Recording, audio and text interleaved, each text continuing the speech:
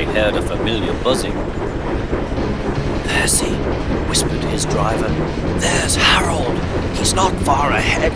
Let's race him." "Yes, let's," said Percy. Percy pounded along. The truck screamed and swayed. The race was on. "Go it, Percy," he yelled. "You're gaining."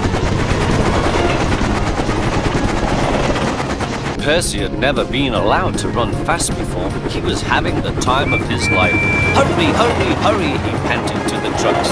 We don't want to," they grumbled. It was no use.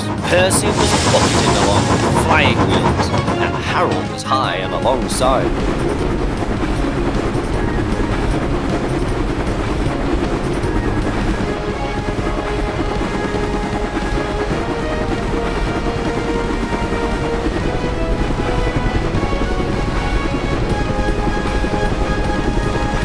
"Well done, Percy," shouted the driver.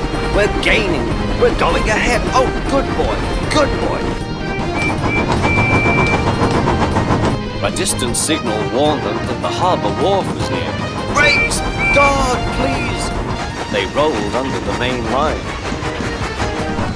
and halted on the wharf.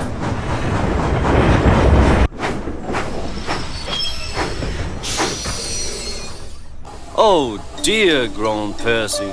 "I'm sure we've lost." The fireman scrambled to the cab roof. We've won, he shouted. "Harold's still hovering. He's looking for a place to land." "Listen, boys," the fireman called. "Here's a song for Percy." Said Harold, "Helicopter to our Percy, you are slow. Your railway is out of date and not much use, you know. But Percy with his stone trucks did the trip in record time, and we beat the helicopter on our old branch line." Percy loved it. "Oh, thank you," he said. He liked the last line best of all, and was a very happy ending.